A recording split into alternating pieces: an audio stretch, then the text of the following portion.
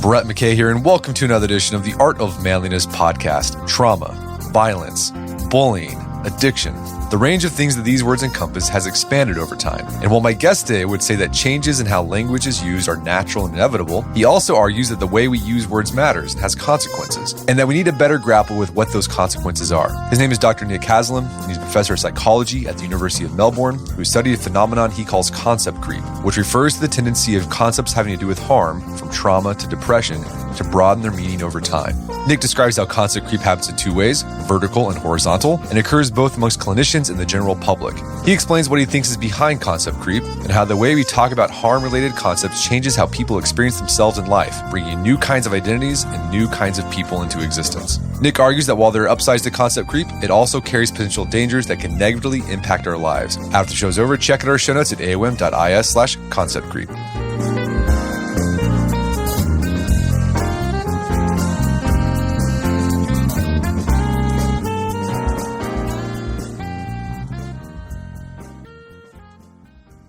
Nick Haslam, welcome to the show.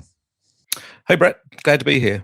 So you are a psychologist who has researched and written about an idea that you call concept creep in psychology. And we're going to get into the details about this, but broadly speaking, how would you describe concept creep?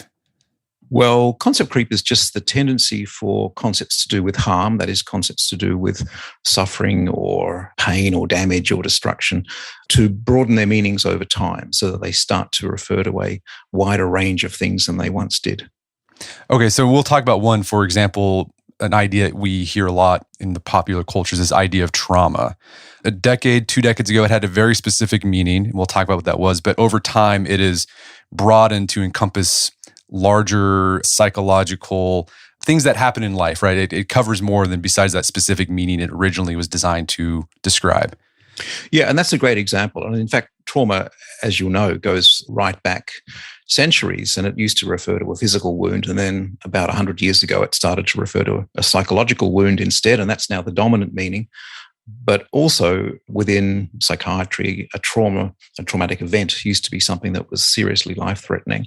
But over time, in successive editions of psychiatric classifications, that idea has loosened, which is a great example of concept creep, so that it refers to a wider range of bad things that can happen. And of course, everyday people have taken that further, so that in some circles, a trauma just now refers to pretty much any kind of adversity, not just the really severe ones it used to mean. When did you first start noticing this, idea of concept creep in your work as a psychologist? My memory is really vague on that. So I started thinking about this seriously about 10 years ago, and I first wrote about it in 2015. But I have friends in grad school who said that they used to hear me banging on about it back in the 90s. So look, I think it's been around for a while, but I just started noticing what I thought was a pattern around about 10 years ago. So the clinical psychology side of me was saying there's all this work on how our ideas about mental illness have broadened, massively over the last century. And the trauma example is another fine example of that, how I started to notice people talking about trauma in a much looser, more expansive kind of way.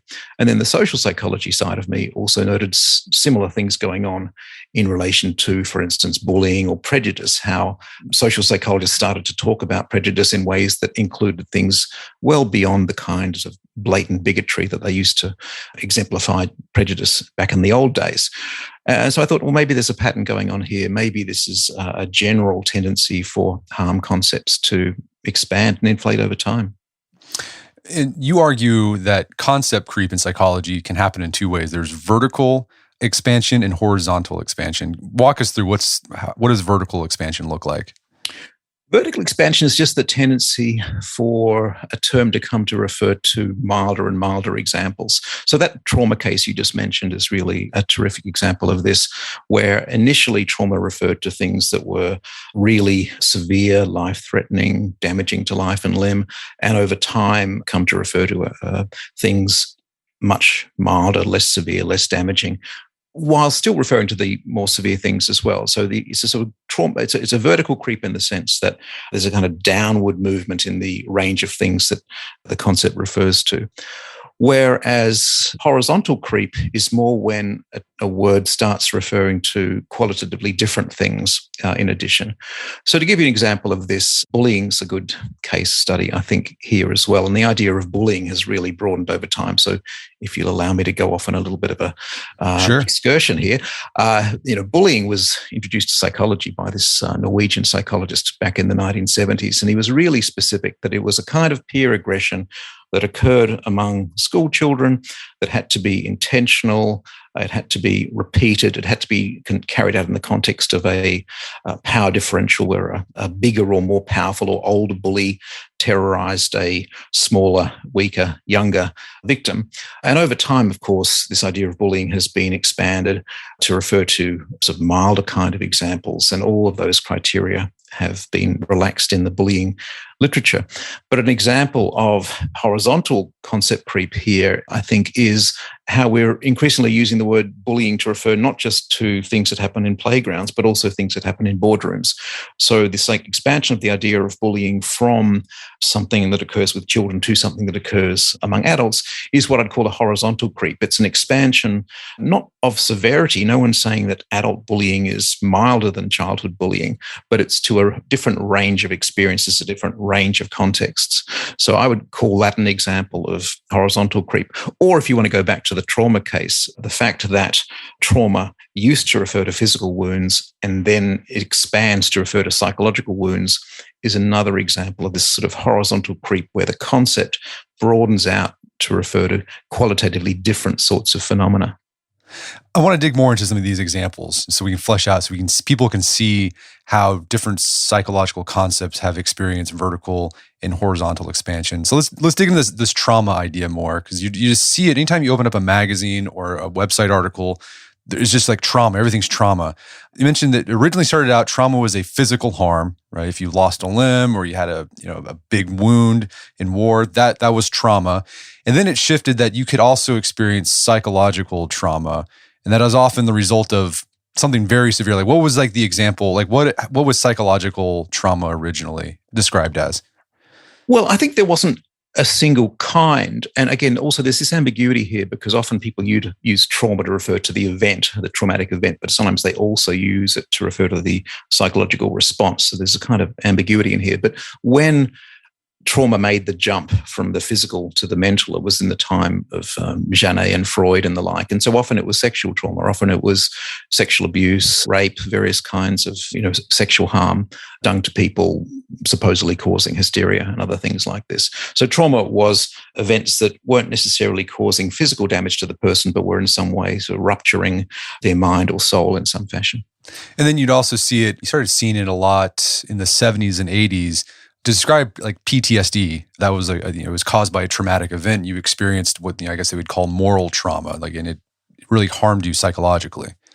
Yeah, I mean, the whole advent of PTSD, PTSD didn't exist until 1980 when DSM-3 was published. I mean, there'd always been shell shock. There'd always been a recognition that there were psychological casualties of war, but there hadn't been this recognition that a traumatic event could cause a particular kind of mental illness. And so when DSM-3 was published in 1980, it was pretty much in response to the Vietnam War and the kinds of symptoms that the people were facing there. And DSM-3 said that trauma was something which was, as I indicated, a life-threatening, damaging situation where the person was at risk of death or serious injury. And look, the word trauma had been used in the physical sense in the early psychiatric classifications, where it was referring to physical or chemical or electrical damage to the brain. But only in 1980 did we start talking about trauma as being some sort of psychologically meaningful event that caused harm. And in the case of PTSD, that harm would include flashbacks, would include hypervigilance, high levels of anxiety, and a range of deeply unpleasant and often hard to treat symptoms.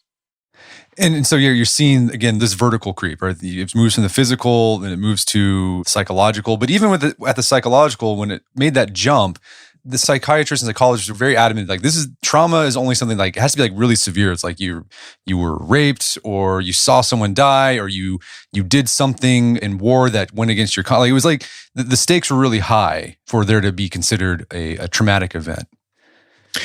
Yeah, and look, I think that's where it was in 1980, and then progressively over the next few revisions of the DSM-3, that got relaxed. And look, it didn't get relaxed in some sort of willy-nilly, unprincipled way. There were reasons for it. So, for instance, psychiatrists often noticed that people showed post-traumatic symptoms, just full-fledged PTSD, but in response to witnessing rather than directly experiencing some sort of traumatic event, or through some sort of event which wouldn't quite have met the criteria for being traumatic according to DSM-3, but nevertheless was pretty severe. And so over a period of time, and this was arrested a little bit in DSM-5 in 2019, there was this loosening of what counted as a trauma. So it could include indirect experiences, vicarious experiences, witnessing things rather than having them happen to oneself, sexual experiences which weren't necessarily assaults, but which were developmentally inappropriate. And in various ways, this idea of trauma broadens. And it broadens, as I say, for often quite good reasons, namely that some people show full-fledged post-traumatic stress disorder, having experienced something that fell short of the original definition of what a trauma was. So this idea of vicarious, like this could be, if you just saw something like on the news, this could cause trauma. Yeah. I mean, I think that's that kind of indirect experience was allowed. You no longer had to be the person to whom it happened. You just simply had to be aware of it. And of course, the more you do this, the more you broaden these concepts, the more people are potentially being traumatized. And of course, the rates of post-traumatic stress disorder therefore go up because more people are eligible for it, as it were.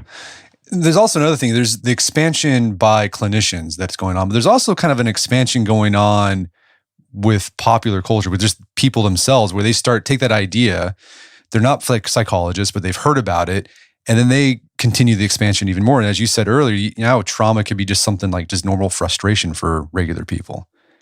Absolutely. And I think when I talk about concept creep, I'm not only talking about what professionals are saying, it's just as much what's going in the culture at large. And you're quite right. There is this tendency to grab a concept and run with it. And I mean, that's just the nature of psychology, because there really are no bright lines between what is trauma and what is rather just an unpleasant event. There is gradations of these things, and where you draw the line isn't clear. But yeah, lay people, I think, for an assortment of reasons, will tend to expand concepts, use concepts more broadly, not just concepts of trauma, but I mean, you can call someone a narcissist just because they're a little bit unpleasant. There's a wholesale borrowing of psychological concepts and using them in a little bit of a promiscuous way. No, you can see how it creeps into the popular culture. Like a couple months ago, my daughter was having this frustration. She's like, I'm so traumatized. And I was like, what? Where did you hear that? Like that you're traumatized by that? Because for me, the definition of trauma is like you had to it's like PTSD. You had to experience something that gave you PTSD. And that was, the severe stuff, the really heavy stuff. And I was like, where did you learn? It's like, oh, a YouTuber talks about that. I was like, oh, okay, that's interesting. Yeah, look, this happens all the time. And it's interesting. We do some research on this sort of thing, and we find that people have very widely discrepant understandings of what these words mean. So some people like you might have relatively narrow concepts of trauma. Others, maybe like your daughter, or at least the YouTubers who are giving her these ideas, might have much broader ones. We aren't using these terms with common meanings. We often mean very different things by them. As I say, we've done research on this, and we find huge variations in the breadth of people's concepts of trauma, of bullying, of abuse, of mental illness. We find that there are systematic differences in the sorts of people who have broader versus narrower concepts. So people who are more politically liberal tend to have broader concepts. Women, on average, tend to have broader concepts of harm. More empathic people have broader concepts of harm. There's an array of different personality characteristics. People who are somewhat more personally vulnerable tend to have broader concepts of harm. It's not about age, incidentally. So often people think it's just these youngsters who have these broad concepts of harm. Actually, age is not the main determinant at all. So you mentioned bullying, and you gave that as an example of horizontal expansion, where it went from schoolyard to boardroom. But you also talk about in your research paper that it's also expanded horizontally by, you can now cyberbully someone, right? So it's like it goes from the physical world to the virtual world. Yeah, look, I think, bullies and humans in general are versatile, right? So if we've got a new medium for doing something horrible to someone, we'll take it. And again, that obviously couldn't have occurred back in the 70s because there There was no cyber to bully with. And, this is nevertheless a broadening of the meaning. Bullying required you to be in the physical presence of someone in the old days, and now it doesn't. You can do it digitally. And again, no one is saying that cyberbullying is less severe than in-person physical bullying. There's no intrinsic greater mildness of it, but it is a different phenomenon. And I think it's really important here to be clear that I'm not saying this is necessarily a bad thing. I think some people, when they hear the idea of concept creep, they think, this individual is saying we shouldn't be broadening our meanings and it is wrong, or that it's a sign of weakness or vulnerability or fragility or something like that. I'm not saying that at all. I'm saying once bullying expands to include cyberbullying, it's broadened its meaning. And that's a thing that's neither intrinsically good nor bad. How has bullying experienced or has had vertical expansion? Well, I think, again, going back to what Olweus, the Norwegian, said about bullying, it had to be behavior that was repeated, intentional, and carried out downwards in some sort of power hierarchy. And over time, all of those things have been relaxed so that we can now say someone's bullying someone else, even if they only did it once. Now, that's intrinsically a vertical expansion, right? Because it means now you don't need to do something multiple times to be called a bullying. You just need to do it once. So that's a milder understanding of what bullying might be. You can be a bully through unintentional behavior, according to some ways of thinking. That's, again, arguably a vertical expansion. You could argue with that. I mean, often bullying as well, the focus in the old days used to be on physical acts of commission where you do something bad to someone else, but more and more bullying is including acts of omission where you just fail to include someone in your social group and things like that, which I think, ostracism hurts. I'm not saying that's intrinsically milder, but I think once you start including acts of omission among acts of commission, you are essentially making the behavior more mild.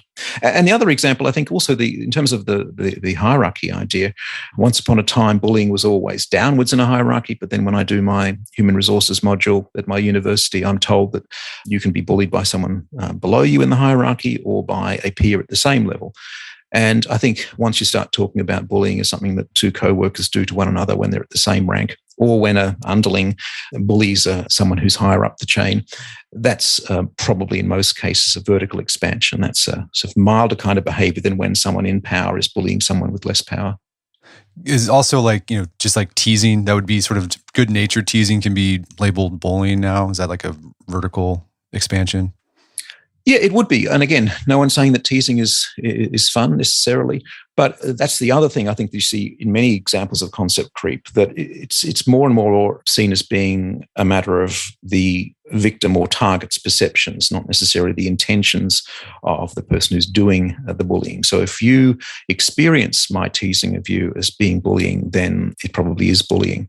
So there's a kind of subjectivizing of the concepts as well, rather than trying to define the concepts in terms of actual objective behaviors. You also talk about addiction has gone through concept creep. How so? Well, I think this is another story which, I didn't invent this. A lot of people have observed this before me. But at one point in time, addictions were to ingested substances. So you shoot up your heroin or you smoke your cigarette, and over time you develop a physiological dependency to the substance, which you require more and more of to get the same sort of hit. And there is a physical dependency on this ingested substance, which strictly your body doesn't need. But then over time, we've developed this idea of behavioral addictions where you can be addicted to pornography, to eating, to sex, to love, to gambling, and a range of other behaviors, some of which, you have to do. I mean, you do have to eat. So it's not as if, like heroin, you don't actually need it to survive. So there's been this general inclusion of acts, some of them merely just bad habits, and describing them in terms of an addiction dynamic, as if you're addicted to the behavior rather than addicted to some substance. And again, no one's saying this is necessarily a bad idea, because there's lots of neurobiological evidence that similar processes are going on when you're addicted to a substance as when you're addicted to a video game, let's say. But nevertheless, it's still an expansion of the idea. Addiction wasn't in the past used to refer to these sorts of habitual compulsive behaviors, and now it is. And I guess an example too of vertical expansion with addiction is that, clinically addiction is, it's a repetitive behavior that gets in the way of your life, right? That just causes problems. Some people might call something they do repetitively an addiction, but it doesn't really get in the way of their life, right? They might check their phone more than they like, but it doesn't, they can still pay their bills, they go to jobs, not get in the way of their marriage, et cetera, but they might call it that an addiction, even though clinically they might say, well, it's not an addiction. Yeah, quite right. And I think a lot of people say this, and sometimes they say it in a kind of flippant way without really meaning it. They're not claiming that they're suffering from a mental illness when they say that they check their phones too often. But they're using this word which has these connotations of dependency, and which also imply that these things might be hard to get out of, or that you have limited control over them. So I think the words we use to describe our experiences matter. And if you start using those words in loose, relaxed, inflated kind of ways, that can have consequences. We're going to take a quick break for a word from our sponsors. And now back to the show. Have any other mental disorders like maybe ADHD, anxiety, depression, have those experienced concept creep over the years? Have any not experienced it? I think it's really so common. Pretty much any disorder you can think about has probably undergone some change at some point. Now, it hasn't always necessarily been in one direction. So often there's a broadening from one edition of a diagnostic classification to the next, and then it retreats the one after. But for sure, these things have happened. So, attention deficit hyperactivity disorder has certainly broadened. And the reason why these things broaden in part is because they're on a spectrum, they're on a continuum. And so where you carve the continuum between those who have the disorder and those who are merely a little bit inattentive or rambunctious is quite hard to do. But certainly you see very large increases over certain periods of time in the diagnosis of attention deficit disorder. And one reason for that is that the diagnostic boundary has shifted downwards so that more people meet the criteria. So that's happened. I think in depression, there's definitely work that people are using the word more loosely than they once did, everyday people. And there's also some evidence that the professionals have as well. So there's a great book called The Loss of Sadness by Alan Horwitz and Jerry Wakefield, which discusses how the idea of depression at one point referred to very severe melancholia, where the person was essentially often suffering from delusions of rotting from the inside, or it wasn't simply unhappy. And over time, we've started to refer to what used to be just everyday sadness as depression. We've brought in clinical language to refer to everyday emotions to some degree. Now, that's not to say that in psychiatry, depression has radically changed its meanings. Often these changes in meanings are more how everyday people use these words, inappropriately, if you like, compared to professional language, rather than how psychiatry uses these words. But yes, depression's broadened over time. You can say the same thing about some anxiety conditions. You can certainly say the same thing about the autism spectrum, how that is certainly broadened out over time, often in fits and starts rather than in sort of one linear kind of way. But it's really, really common. And look, I'm not the first person to point out diagnostic expansion or concept creep. A lot of people have talked about it. There was a lot of chatter prior to the publication of the last issue of the DSM in 2013, when people were saying normality is endangered because everything is now considered abnormal, because our idea of mental illness is just billowed out to become something enormously inflated. With regards to anxiety, I have a friend who's a college professor, and he was telling me something like, that's, after I read your paper, like, that's concept creep in action. He was saying how, maybe 10, 15 years ago when he was teaching, he'd have one or two students that would need some sort of testing accommodation. And usually it's for, they were dyslexic or something like that. And now he says it's like 30% of my students get some sort of test accommodation because they have test anxiety. And he's like, it's really interesting to see that happen in just 10 years. Yeah, some of these things happen very rapidly. Some of them happen more slowly. And I think that experience that the professor had is something we see here in Australia as well. It's not a uniquely US phenomenon. And it doesn't necessarily mean that the professional concept of an anxiety disorder has broadened over that time. I mean, we've done some research on this and shown that the tendency for mental disorders to expand over time has been weak overall, present but weak. But how people use those concepts, or people's willingness to see their own experience in terms of these concepts and often get a compliant doctor to sign off on them, has definitely increased. So more and more people are describing their experiences not as normal worry or normal anxiety, but more as clinical anxiety, which therefore needs some sort of accommodation or needs some sort of treatment. And again, that's not necessarily something you lay at the foot of the psychiatrists. That's really just how everyday people are starting to understand their own experience. And it's having real effects at universities.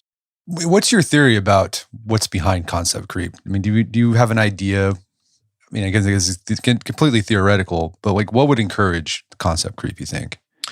Well, I think there's a pattern here in that there are a lot of concepts which are creeping. There are a lot of these ideas that we've talked about so far that are broadening their meanings, and they're actually quite diverse. So trauma and mental illness and addiction are all to do with clinical psychology and mental health problems. But then there are others like bullying and abuse, which aren't specifically about mental illness. And then there is others like violence and hate and prejudice, which are different yet again. And I think maybe there's some sort of single underlying dynamic for all of these. And what I say, without huge amounts of evidence, I have to be clear, is that there's just been a rising sensitivity to harm within many Western cultures. There's just a greater concern for harm, a concern for caring for others who have been harmed. Harm has just sort of become a more sort of dominant cultural theme, and we are therefore more attentive to it than we used to be. And I'm not just, saying that from my armchair. We've actually done some work looking at changes in moral language over the last century. We do find, starting in about 1980, after the prominence of harm-related moral concepts had declined throughout the 20th century, you see this fairly steep rise since then. At roughly the time when I think a lot of concept creep is happening, people are becoming more concerned about harm. They're becoming more concerned about the ways in which people are harmed and the way in which people harm others. And the changing meanings are simply a reflection of that rising cultural concern about harm, which I think is quite ambivalent. I mean, being more concerned about harm is a great thing, right? You no longer tolerate bad behavior. You no longer tolerate sexual harassment as much as you used to. You no longer tolerate bullying as much as you used to. You identify people who might have been languishing without treatment and say, here are some treatments for your problems, which we'll now call a mental illness. But maybe also there are some negative aspects as well. So I would say at a broader kind of cultural, societal level, what is going on is this rising sensitivity to harm, and the changes in concept meanings come out of that. Now, of course, there are other things which might lead people to broaden the meanings of concepts. So sometimes people do it quite deliberately. People broaden the meaning of a concept in order to achieve some sort of political end. Concepts creep for an assortment of reasons, which we've talked about in some of our academic papers. But I think the dominant thing, as I was saying, is just rising concern with harm in our cultures. Is the rising sensitivity due, do you think, to the fact that, since about the 1980s, like Western societies have been relatively affluent and safe. And so you become more sensitive to things that, in a previous generation you would have just ignored because, you were starving, or your family was going off to war, et cetera. So you didn't have the luxury to be sensitive, right, to harm. So now that we are a little more safe, we can be more sensitive to those, to harm. Yeah, look, I think that's a large part of the story. And again, you have to be careful how you say this, because you don't want to create the impression that you think that no one is suffering out there. Of course, there's lots of rotten things happening in the world. But yeah, I think the sort of people who do studies, the sort of people who use the word trauma and bullying and addiction in their understandings of their own experience tend to have grown up in contexts where there is less harm and damage, where we do live longer, where there is more affluence. And so, of course, it stands to reason that milder things will seem harmful if you are accustomed to less harm. And we do find some pretty good evidence that that's one of the drivers of what's going on with concept creep. So part of it, I think you're right, is just people adjust to the level of risk and threat and danger in their world. And if you've experienced less of it, smaller harms will be more salient to you and more problematic to you. So I think it's partly a story to do with just the objective rising comfort overall of our lives. And it's also a change in our values. So I think there's this rise in what some people have called post-materialist values, where people seek fulfillment and well-being for its own sake, rather than just struggling to get by materially. And that, I think, also contributes to this rising focus on the things that can go wrong in your life, and a greater attention to, in the scheme of things, milder problems. You also bring in this idea, this philosopher, Ian Hacking, that might provide some idea about concept creep. What did he have to say that can help us understand concept creep? Yeah, look, Hacking is one of my heroes. He's a philosopher based in Toronto. And he has this idea of looping kinds and what he calls dynamic nominalism, if you care about that. But essentially, the idea is, he says, as concepts evolve, and he wrote some wonderful stories about evolving ideas of autism and multiple personality and things of this nature, and child abuse.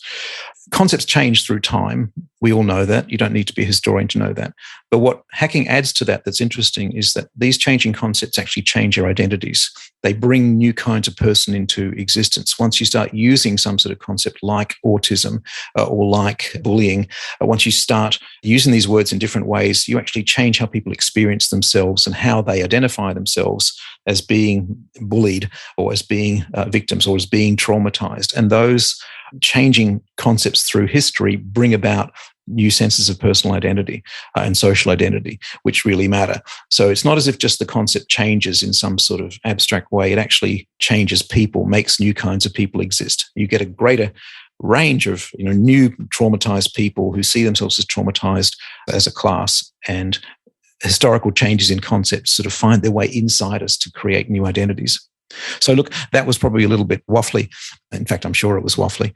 But Hacking is sort of giving us a way of showing how concept creep at a cultural level, that is, changes in how the culture at large defines concepts, can have impacts on the individual members of those cultures.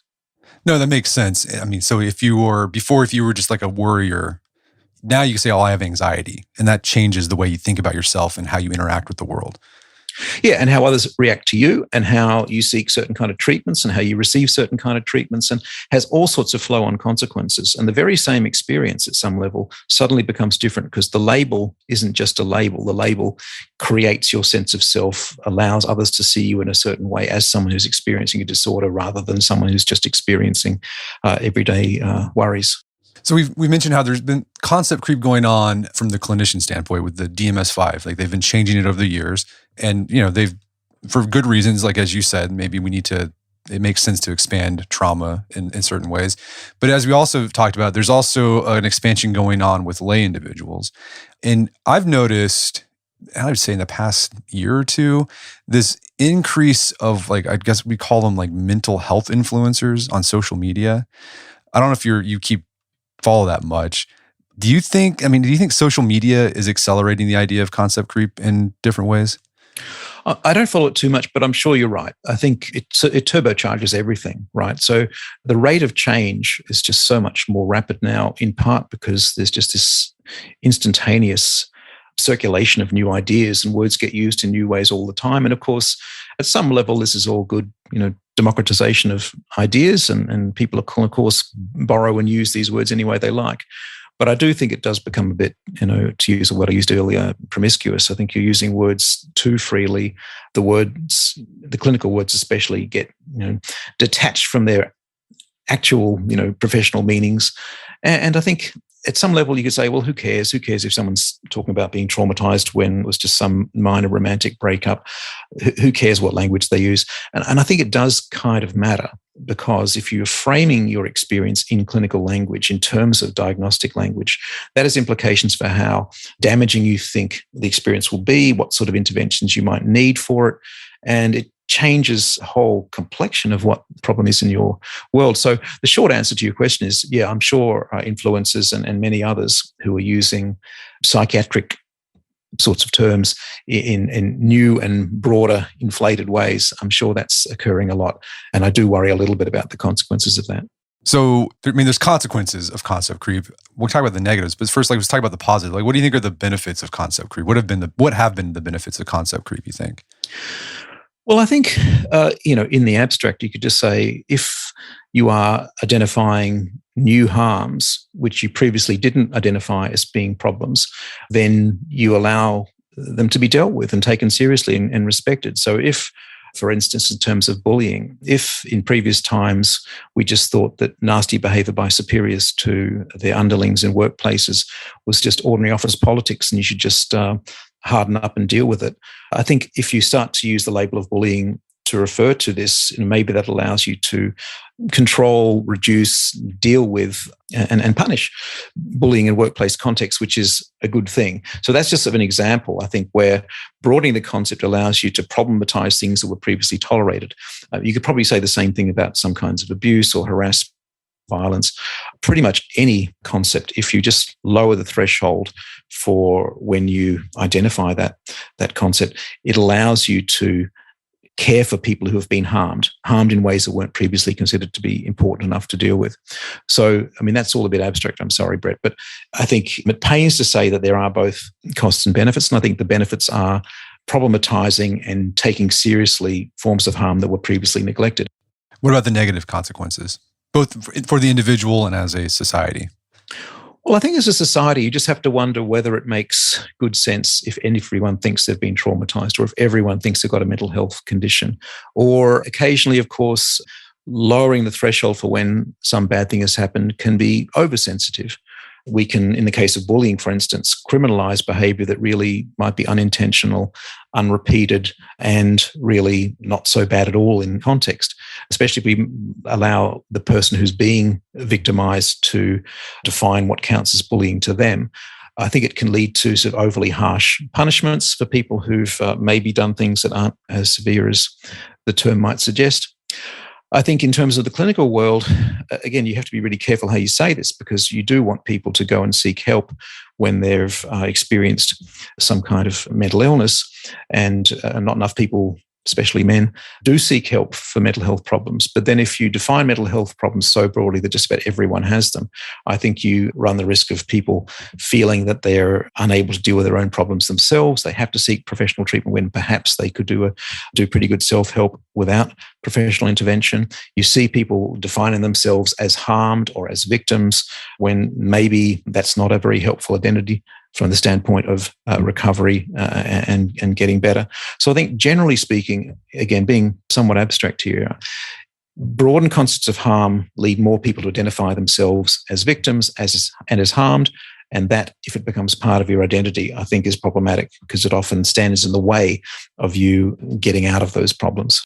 Harvard psychologists Peyton Jones and Richard McNally have done some amazing work on trauma, where they experimentally manipulate people's concepts of trauma to give them broader versus narrower concept of trauma. Then they expose them to a very unpleasant video clip with IRB approval, of course. And they show that those who have a broadened concept of trauma tend to respond worse with more post-traumatic symptoms to the gruesome video, showing that the breadth of your concept of trauma in this case has real emotional consequences for you. And I think much could be said about how broadened concepts of mental illness might have, as Hacking would have said, implications for our well-being. Well, Nick, this has been a great conversation. Is there some place people can go to learn more about your work? There's lots of academic papers. I haven't written anything really popular on it. You can find an article by Conor Friedersdorf in The Atlantic from 2016 when the first paper came out. If you want to see what I've been doing and my colleagues have been doing, I've got a ResearchGate page where you can find some of my papers, and you can, I'd recommend a review paper we have called Harm Inflation that was published a couple of years ago in the European Review of Social Psychology. It's all kind of technical, so if you're into social psychology, you'll love it. If you're not, it might not be right. But look, check out my ResearchGate page and get in touch if you'd like to. All right. Well, Nick Haslam, thanks for your time. It's been a pleasure. Me too. Thanks so much. My guest today was Nick Haslam. He's a professor of psychology at the University of Melbourne. You find all of his research on concept creep at researchgate.net. Just go to researchgate.net and look up Nick Haslam. Also check out our show notes at aom.is/concept creep, where you find links to resources and we delve deeper into this topic.